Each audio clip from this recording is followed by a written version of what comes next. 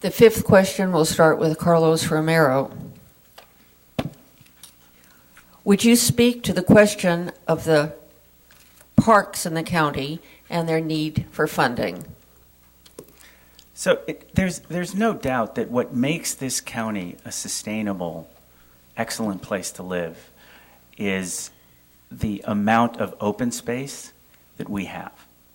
And without a doubt, as a county, again, moving to outcome-based budgeting, we need to make that a priority.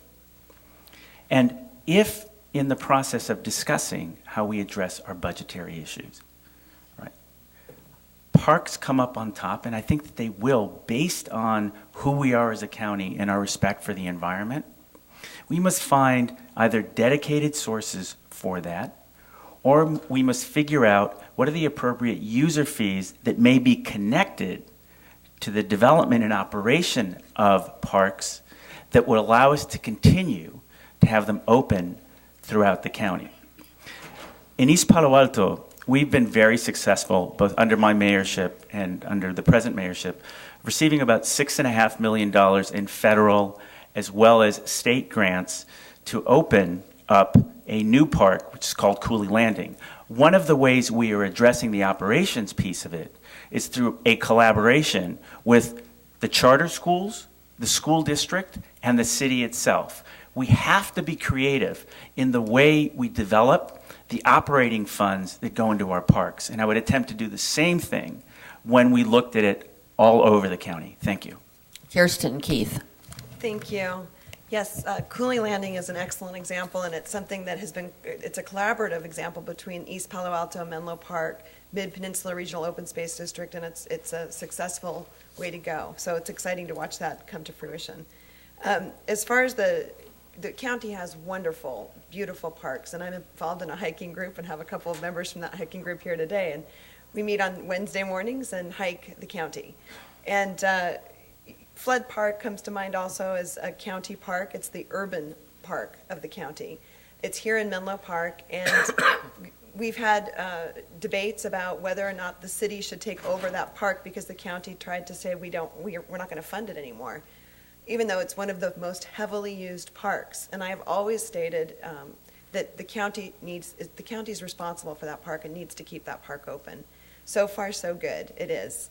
I think that when you look around the states that, Nevada, for example, that have funding issues, what they've chosen to do in some of the counties is actually leave the parks open, but not have the bathrooms accessible anymore or trash pickup. And that's what different counties are looking at, so that the land is there. The land's not going away. The land will always be there for us to enjoy, but it's a matter of what services the county provides at those parks.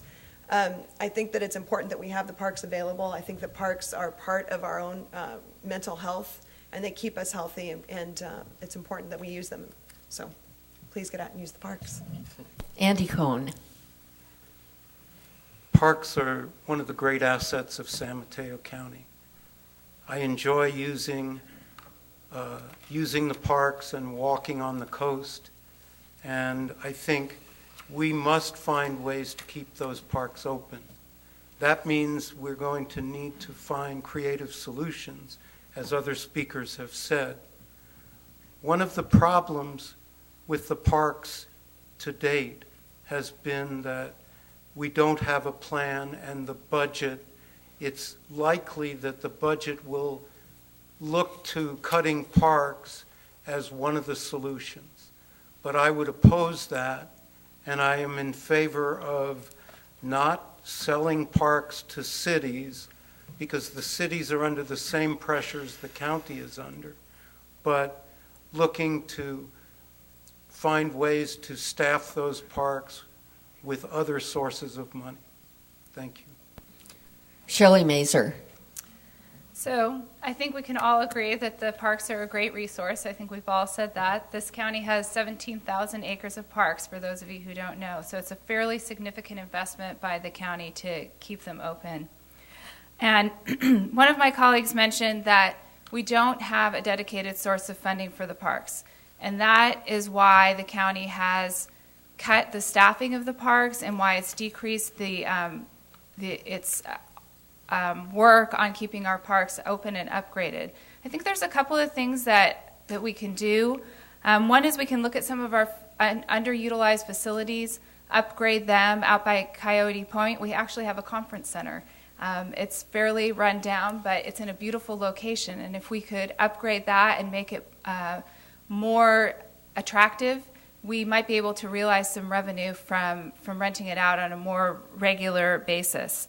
And I've heard a couple of people talk about collaborative approaches to maintaining our parks and to keeping them open. I've worked quite a bit on collaboration in a variety of areas. We do it quite a lot in Redwood City with the school district and the city in terms of maintenance of our fields and parks.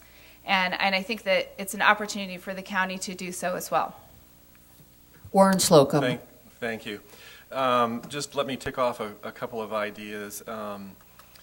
One, the idea of private operators of county parks. The Memorial Park, my kids and I have spent a lot of time up at Memorial, at least when they were younger we did, camping. It's a great park if you've ever been there. I was there recently for a picnic, and it turns out that the roads there to the picnic area and to the camping ground are really in bad shape. The bridge is still out from the creek overflow from the winter. And I understand that the inmates who used to do trail maintenance at the parks no longer do trail maintenance. So the general condition of Memorial Park and other parks is really rapidly deteriorating, and I think that needs to be stopped. So I'm going to just say it again, $185 million in reserves spent to balance a budget. We may not be able to do everything, but let's put our heads together. Work with community partners. There are a lot of people here who are interested in parks and who want to see them thrive, and let's put our heads together and make a sustainable plan for those parks for the future, because they are valuable assets. Increased use of volunteers and those types of things, I think, might be avenues to explore also, but definitely. The other idea I had is the idea of creating a park district. Thank you. Mr. Schmidt. So when I heard this question, I asked myself, how in God's name do you close a park? We grew up with parks. We take our kids to parks. It's part of our quality of life. I can assure you that if you start closing down parks, what you're going to attract are not kids, you're going to attract crime. That's what's going to happen. And in regards to funding, finding a funding mechanism, if Jed York can find $1 billion to build a 49ers stadium, we can definitely find ways to keep parks open. I'm a board member of the Sequoia Awards, which celebrates volunteers throughout Redwood City and the county. And you know what? There are volunteers out there that would love to spend time in parks and ensuring that our parks are maintained. To Warren's point, inmates, our elderly who would love to get out there and keep busy. That's one way. But there are ways, if we collaborate and come together, there are ways to keep parks open. But closing parks is just unimaginable to me. Memo Morantes. Well, I agree with all of the candidates. I believe in legacies. We have to leave a legacy, and one of these is we all live in San Mateo County, and as I said earlier, I've been here for over 40 years, is the quality of life, including the parks. My kids grew up at Flood Park. I mean, we're just around the corner, and a lot of the other parks around here, so it is part of our quality of life. Now, funding the money, collaborations is the word. Collaboration, collaboration, collaboration. They don't make any more land, so we got to preserve what we have. And I believe that we need a champion that can, at the Board of Supervisors, that can champion the fact that we need the parks for a quality of life, a legacy to our kids and our grandkids. So I agree with all the ideas that have already been mentioned.